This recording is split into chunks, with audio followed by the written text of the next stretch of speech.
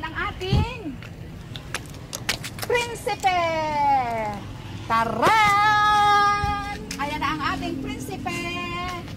Oh, kaway-kaway ka naman dyan. Ayan na siya.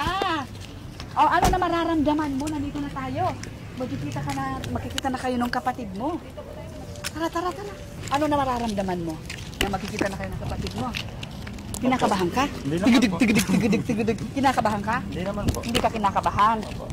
Siyempre, excited ka. Opo. Excited daw siya na makikita na sila ng kapatid niya. So, kararating-rating lang namin. Buti na lang walang bagyo. Dahil sabi nga nila, ngayon daw parating yung bagyo. Hindi natuloy ang bagyo dahil para kay Reynold. Kaya hindi natuloy ang bagyo. Tara, let's go. Pasok tayo dito sa Chowking.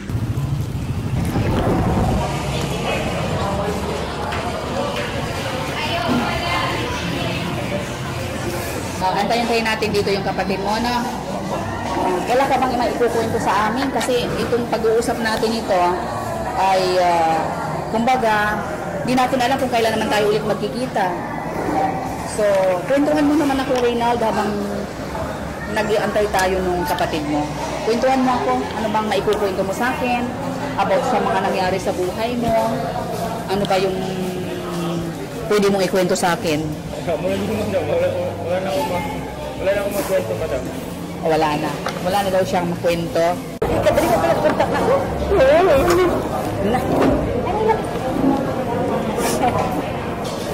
Social. Ay, ma'am, good evening po. Good evening po. Good evening. Si Hailey din po. Kapatid mo? Kamag-anak din po namin. Sa isang bahay, dalawa po kasi bahay namin. Tay-tay. Siya po nagmamanayo ng motor ngayon. Nagmotor kayo? Opo. Kasi kung mag-grab kami, sabi ko, andito na kayo, tatagalan lalo kasi traffic. Sabi ko, mag-motor na lang. Mas mabilis? Opo. Mabilis na magpatakbo. Sige po. At order ko naman. Ay, okay na po. Usap pa po kami dalawa. Hindi. Order kayo. Okay nga, para at least sabay-sabay tayo. Sige lang po. Thank you. Sige. Okay lang po kami. Ayun, Reynald, na? Na-miss mo si ate. Ay, kuya pala, kuya ka pala. Hindi ko kasi ako sa kanila, hindi ako lumaki sa kanila. So, hindi niya ako gano'n like ka-close, gano'n. Yung mga bunso ko kapatid, yun yung lagi niyang kasama. Ibig sabihin, maliit ka yun pa. Yung lagi, opo, 9 years old ako, nung nag-aaral ako, hanggat sa graduate ako, hindi na nila ako lagi. Tapos yung mga kasama ko, yung mga kapatid niyang nasa Zamboanga, yung sinasabi niyang nakukontak pa siya ng kapatid ko bago pa siya dito. Nakukontak pa siya kasi may cellphone pa, okay pa. Hanggang sa umuwi yung kapatid ko doon, nag-asawa na, ang akala nila, okay to. So ako naman, nagkatagal 2019 po ako dito. Akala ko okay na siya dito. Tapos, ang akala ko talaga, ako lang mag-isa dito. Tapos nalaman ko gano'n. Sabi ko, may gano'n parang ano. Kawawa-nawa na. Kaya nga, tapos sabi ko, ang tagal-tagal mo dito, may kapatid pala akong andito, tapos nagbibirap sa buhay. Tapos kami mo saan nakakarating, gano'n. Tapos, may gano'n pala siya. Naiyak siya, Sambal giniwa na daw yung iniyak niya. Tatlong taon, Sambal din na ka. Bagyo nang dumaan, paano niyo yun? Kaya nga. Tapos lalo na pag sunod-sunod yung bagyo o ulan. Pag dinadaanan nga siya namin doon, kasi kapag nag-unsure muna kami sa kanya. Ayun, basang siya nakaupo lang siya doon sa may pader, Kaupo lang siya doon, kaganon lang siya. Basang-basa siya. Makawawa nga.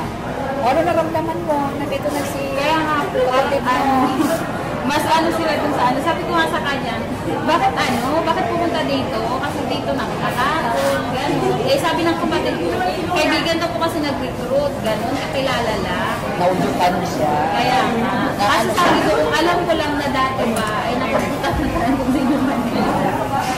Kasi kahit na... Siyempre naman, hindi lang gano'n. Walang hindi makatao. Hindi nga. Tatrabaho ka ng maayos. Sabi, naririnig ko, uso pala yung mga ganun talaga na ganun ang mga nangyayari. Talagang hindi lang sa kanya nangyayari. Marami. Nag-recruit sila tapos, ayun, ganyan, katulad niya. Kaya, akala ko yung mga malalaking, yung mga report lang po ngayon na sa mga malalaking tao. Hindi, talagang maraming ganun talaga nangyayari. Kaya yung ibang nakikita mo sa kalsada na mga nasisiraan ng bait, mga ganun yung iba niyan, ganun ang nangyayari. Pare-recruiting sila, papunta dito ng Manila. Tapos pagdating dito, ayun, katulad niyan. Si Marie, yung isa ko kapatid, yung ka-close niya, laging nagtatanong ng update. Tatawagan ko sa Ay, naka-live ka, Hindi ko, tatawagan ko. matawag. Yun, siyempre na-miss mo yung mga kapatid mo, no? Yun yung lagi niya kausap. Kasi nga po, lumaki ako sa kanila, walang contact sa kanila lahat. Ay, talaga? Bakit? Ano nangyari? Nag-aaral ko kasi ako na tapos ang akala nila, nag-asawa na ako, nag-gano'n na ako. Saan ko napunta kasi sa buhay. Tapos napakadami namin magkakapatid. Ano kayo? 11 kami po. Wow. Diba? Nung nag-aaral ako, walang contact sa kanila. Sabi ko sa sarili ko, babalik ako sa kanila. Pagtapos na ako ng Successful pag-aaral. na. Yes. Bumalik ako sa kanila, graduate na ako. Ayun, Tapos noong nagulat sila. 2019, mga ilang months lang ako sa kapatid ko na close niya, pumunta na ako dito. Kasi hindi ko alam, hindi ko nga ito nakita. Kasi hindi ko nakita niya ako 9 years old pa lang ako. Nakakaano siya kahit gano'n? Nakakaano? Kasi siyempre, nung nagsabi ka sa akin ng kapatid mo, siyempre di ba basta-basta maniniwala tayo. Diba? Pero, maganda pala si kapatid. Tingnan mo, maganda oh. Yung mga kapatid ko, yung mga bunso namin, yung pangsunod sa akin, yun yung mga lagi nang Kausap. Yung ako mga kapatid, tapos yung dalawa kong kapatid na babae, lagi po yung andito, namamasukan. Sanay po yung dito dati. Kaya ako doon, hindi ako nag-ano kasi sanay sila pabalik-balik dito na masukan bago po sila nag-asawa doon sa province. So, Pero, sanay sila. ito first time. First time. Kaya pala, sabi ko nga sa kanya kanina, habang nagbabiyahe kami, kaya mo bang pumunta ng Manila, pumunta ka sa akin? Kasi sabi ko sa kanya, gusto mo magtrabaho sa akin. Hindi pa daw siya makakapagtrabaho kasi ito nga, yung kamay niya, na mayroon siyang sugat. Sabi ko, kung gusto mo magtrabaho sa akin, kontakin mo lang ako, bumalik ka. Sabi ko, gawin kitang buhay. Kung gusto mo, sabi ko sa kanya. Maglinis-linis, ganyan. Pero ang mga kasama niya ay mga tauhan namin. Kasabay niya pag kumakain. Ayun. So okay naman siya. Naging kaibigan mo na sila? Naging talaga? Oo, naging kaibigan na. Mabait ba sila? Hindi ko pala siya sulat at magbasa. Kaya sabi ko, kaya pala siya kaya ka nagpaalam eh. Oo, aminin. Opo. Hindi ka nagpaalam. Opo. Oo, sabi ko nga sa'yo, walang basbas, kaya ganon. Opo. Pero talaga sa totoo lang, maraming contractor talagang ganon. Hindi lang sa kanya nangyayari yan. Madami din po naman ako nakikita ng mga tinatakasan kasi hindi pinapasahan. Nakakaya, ang tanong, nakakaya pa nila yun? Ang konsensya nila? Nakakain. Ay, mga tao talagang ganon, ano? Kaya nilang kumain. Kaya magbulsa ng pera na hindi naman sa kanila. Kain ka na, nalulungkot ka, pero iniisip niya yung isang balding luha. Sabi niya sa akin kanina. Emergency 3 taon. Andun lang siya. 3 years. Kung nakita mo yan doon, gusto mo makita yung, yung tinitirahan niya. Kung nakita mo lang, nakakaawa siya. Nandun sa video. Lalo kung makita mo madaanan mo. Kung makikita mo na minsan, makaupo siya dun sa pader sa may, ano ba yun? So may parang upupan sa gilid. Tapos umuulan siya, nandun lang siya. Nauulan lang siya, kasangkasya siya. Naiyak siya. Paano siya nakarating doon? Oo nga pala, matanong nga kita, Raymond. Paano ka nakarating sa lugar na yun? Narating ako doon, madam, kay saan ako, madam, nakapunta. 2 araw, dito ako, 2 araw, doon na naman ako. Ay parang naglalakad ka lang na, hindi mo alam kung saan ka pupunta. Opo. So hindi niya alam yun. Hindi niya alam yun. Oo, basta lang siya maglalakad, bahala na, parang gano'n. Okay ka na. Hindi kasi siya sanay. Sabi ko sa kanya, nga, hindi sanay. Sabi ko sa kanya, kainan mo ng kainan. Pahinga.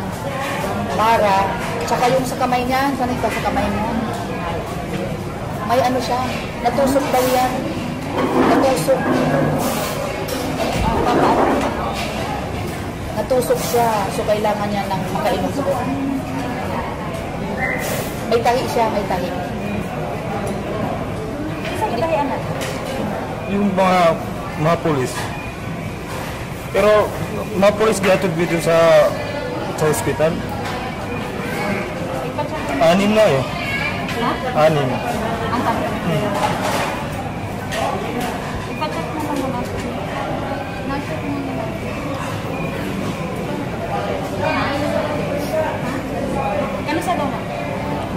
nana sa mga 17 kadlaw.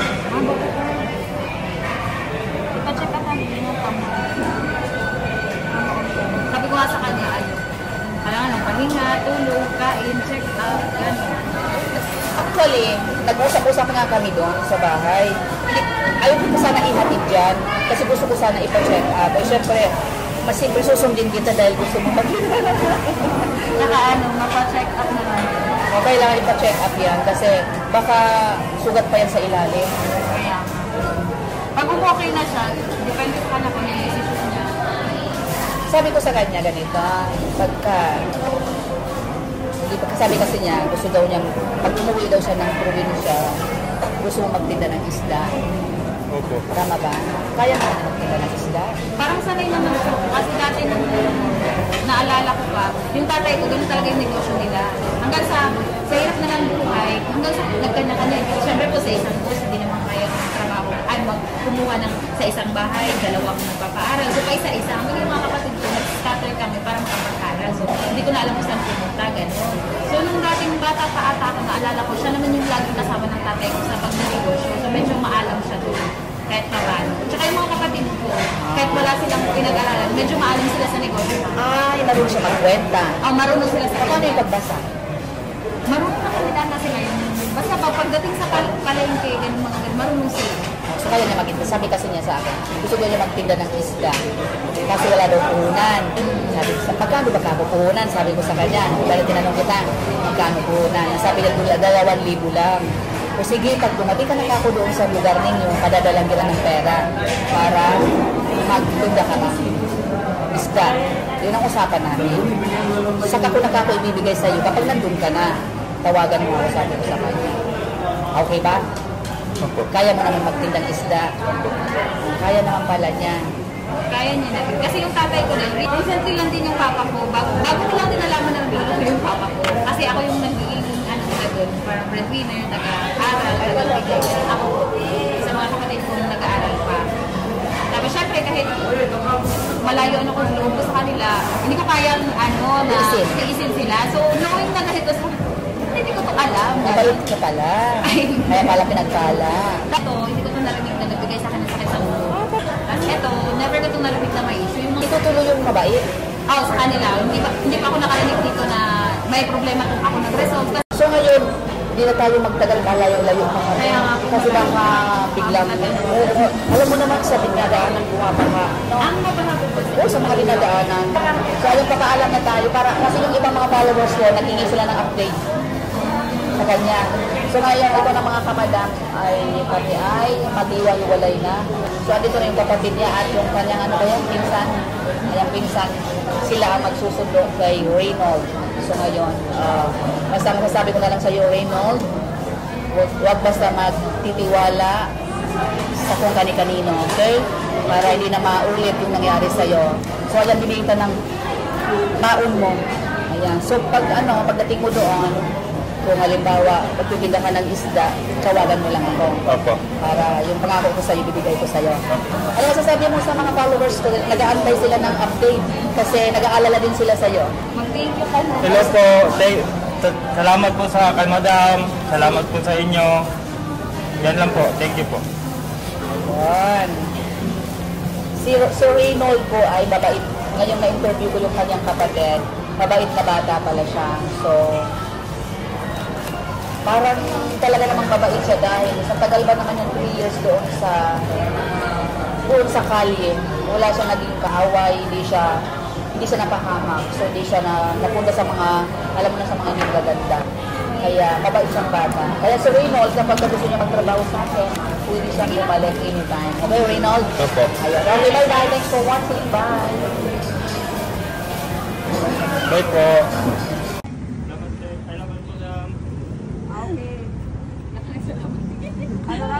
Sabi niya, hindi ko naintindihan eh. Nagkakandabulil ba rin? Hindi po. Malapit na ako magsalita yung Bisaya. Umuo naman na. Bisaya na siya. Ano sabi mo? Sabi mo sa ulitin ko na. Malapit na ako magkwento ng Bisaya na lang. Pero ano yung sinabi mo kanina? Ang sabi ko, Madam, salamat po. Ayun, you're welcome. Bye-bye. Sige. Sige po. Bye-bye. Maraming salamat po. Okay. Okay, bye-bye. Bye-bye po. Ingat po kayo. Okay. Magbabay ka na.